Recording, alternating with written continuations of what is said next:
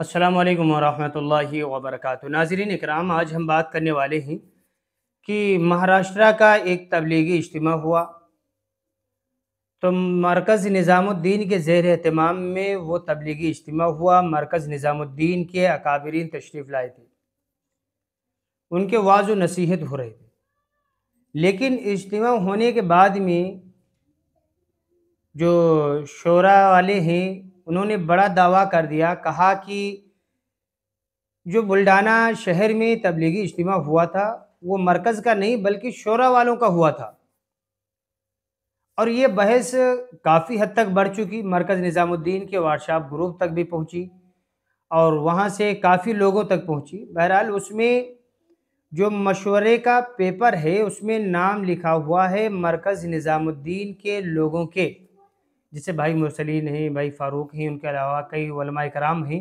جو نظام الدین میں قیام کر رہے ہیں، نظام الدین میں ہیں، ان کے اس میں نام لکھے ہوئے ہیں۔ اس کے باوجود بھی کچھ لوگ جو ہے آپس میں لڑائی کرنے کے لیے کہنا شروع کر دیے کہ نہیں مرکز نظام الدین والوں کا نہیں ہو رہا ہے بلکہ شورا والوں کا ہو رہا ہے۔ ہم یہ کہتے ہیں کہ بھائی نظام الدین والوں کا ہو رہا تھا، ان کا آلریڈی جو ہے آپ حضرات اسکرین پر وہ مشورے کی کاپی دیکھ سکتے ہیں جس میں پورے امور لکھے گئے تھے، کس کا بیان کب ہوگا، ساری چیزیں۔ بہرحال اس تفصیل میں جانا نہیں چاہتے، کسی کا بھی رہے، شورا والوں کا رہے یا نظام الدین والوں کا رہے، لیکن اس کی بحث کرنے سے فائدہ کچھ بھی نہیں ہوگا۔ خالی آپس میں ہم بحث کریں گے، وہ لوگ آپس میں بحث نہیں کرتے، جن کا اجتماع ہوتا ہے وہ الحمدللہ آتے ہیں، وعظ و نصیحت کرتے ہیں اور جماعتوں کو نکالنے کی کوشش کرتے ہیں، گویا کہ دین کی فکر اس طبقے کے اندر سے بھی ہوتی ہے، اس طبقے کے اندر سے بھی ہوتی ہے، یعنی دونوں طرح سے جو باتیں کہی جاتی ہیں تو دین کی ہی باتیں کہی جاتی ہیں کہ دین کو پوری دنیا میں کس طریقے سے عام کیا جائے اس کی فکر کی جائے۔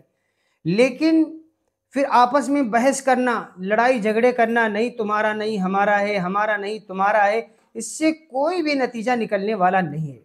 اسی لیے ہم گزارش کریں گے جہاں پر بھی اجتماعات رہیں، ہم اگر ان اجتماعات کو بھائی دین کا کام اگر سمجھ رہے ہیں تو اس میں کام کریں، فائدہ ہوگا۔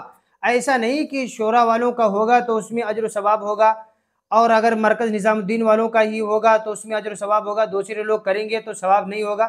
یہ اپنے ذہن سے تمام چیزوں کو نکال دینا چاہیے۔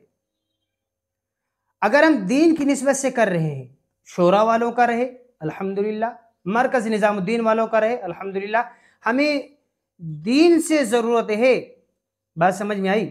ہمیں دین جس طریقے سے مل رہا ہے اس کو ہم حاصل کرنے کی فکر و کوشش کریں، اور ایسے اجتماعات میں اگر ہم خدمت کر رہے ہیں، کسی کا بھی رہے الحمدللہ اس کا ثواب ضرور ملے گا، ایسا نہیں کہ نہیں ملے گا۔ لیکن آپس کی لڑائی، وہ لوگ آپس میں نہیں لڑ رہے ہیں، میں حقیقت بتا رہا ہوں۔ ایک مرتبہ دلی میں ایک اجتماع تھا، اس اجتماع میں مولانا سعد صاحب بیان کر رہے تھے، تو مولانا سعد صاحب نے کہا میں مولانا ابراہیم دیولہ صاحب کے پاس گیا تھا، ان سے دعاؤں کے لیے درخواست کی تھی، اور کہا کہ آج اگر مولانا موجود ہوتے، یہاں پر ہوتے تو مولانا کا بیان ہوتا، ہم لوگ ان کے بیان کو سنتے تھے۔ تو ان لوگوں کے درمیان میں آپس میں محبت ہیں، ایسا نہیں کہ نہیں۔ جو بیچ کے لوگ ہیں یہ نفرتیں پیدا کرنے کی فکر و کوشش کرتے ہیں۔ ہمیں کتنا بھی ابھارا جائے، کیا بھی کہا جائے، لیکن ہمیں خاموشی اختیار کرنا ہے۔